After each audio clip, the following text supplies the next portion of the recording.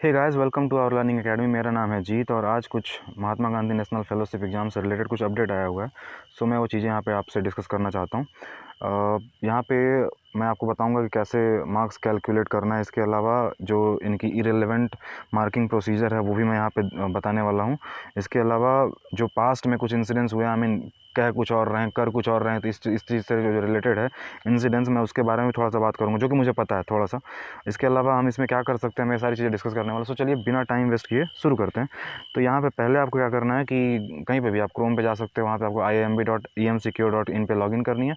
उसके बाद आपको अपना डिटेल फिल करना है। इसमें आपको मोबाइल नंबर और डेट ऑफ बर्थ है, जैसे आपने इसमें फिल करना है उसके बाद आपको साइन इन करना है। ठीक, आपको ये फ्रंट आपका जो भी मार्क्स होगा, आपने एग्जाम में अपीयर हुए हैं तो आपको ये चीज़ें आपको दिख जाएंगी। आपका नेम होगा, date of birth, mobile number और ईमेल आईडी।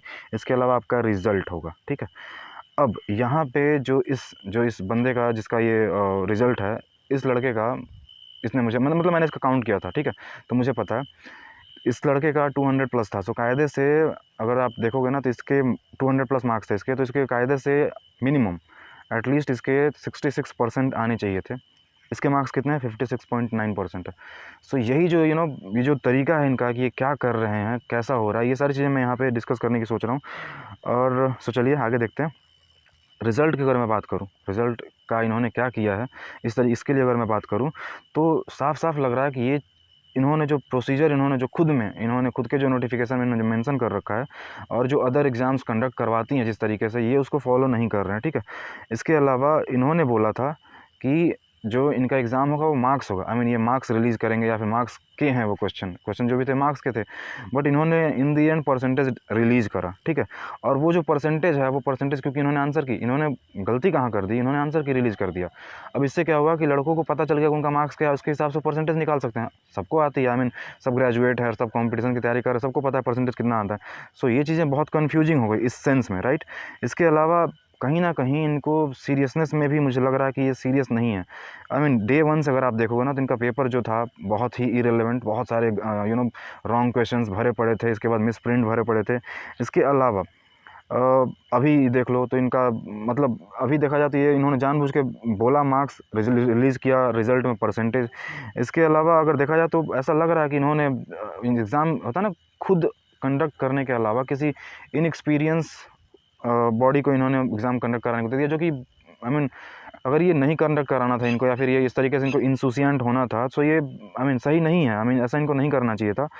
और अगर आप मार्किंग प्रोसीजर की बात करोगे ना तो इन्होंने अगर अगर अगर मैं जिस तरीके से परसेंटेज की बात करी है, तो टोटल अगर 100 क्वेश्चन था, उस हिसाब से अगर 100 क्वेश्चन था और ये परसेंटेज भी 100 होता है, इसका मतलब अगर हम इस तरीके से अगर देखते हैं, मान लो ये जो परसेंटेज और मार्क्स का डिफरेंस मैं हटा देता हूँ, अगर मैं सिंपल 100 क्वेश्चन था, 100% होता है, 100 एक मतलब होता है ना 100% टोटल मैक्सिमम होता है, उस हिसाब से भी अगर देखा जाए तो इनका जो परसेंटेज जो इन्होंने दिया है और जो बच्चों ने कैलकुलेट करा है वो मैच नहीं कर रहा है। ठीक है, और मैं उन चीज़ों की तो बात ही नहीं कर रहा हूँ कि नॉर्मलाइजेशन कैसे होगा, जो सेट डी में उनके मार्क्स बढ़े हैं कि नहीं बढ़े हैं। आई मीन वो लड़के भी मैंने देखा जो जिनका सेट डी भी था वो भी परेशान है कि उनका क्या हुआ, उनके मार्क्स बढ़े हैं घटे हैं, उनको बोनस मिला है क्या हुआ, वो भी इस चीज़ को लेकर कन्फ्यूज हैं।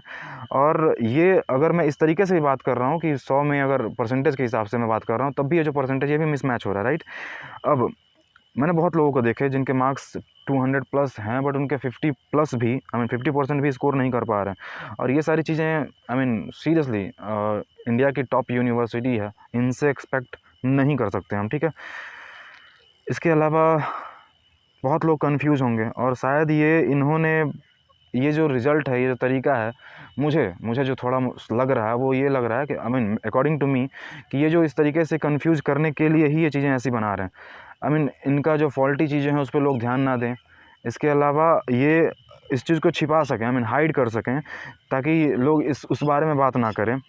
अब ये ऐसा लग रहा है ना कि इन्होंने जो सारी चीज़ें इंटेंशनली कर रखा है। ठीक, उसके बाद आई मीन कन्फ्यूज़ करने के लिए, और ताकि कोई इस चीज़ को रेज़ ना कर पाए, सब कन्फ्यूज हो जाए क्या हुआ, कितने मार्क्स आए, आई मीन किसी को समझ में ही ना आए। ठीक है, इसके अलावा पास्ट इंसिडेंट्स की अगर मैं बात करूँ तो हाँ, मैंने कुछ लोगों को जानता हूँ जो आई मीन उनके बारे में मैंने उनके पोस्ट और ये सब चीज़ें मैंने पढ़ी हैं, तो उसमें मैंने देखा कि उन्होंने खुद बोल रखा था अपने जो भी पोस्ट में या फिर जो भी है उनका, उसमें उन्होंने खुद बता रखा है कि जो इनकी एग्ज़ाम की जो प्रोसीजर है वो इनको फेयर नहीं लगा।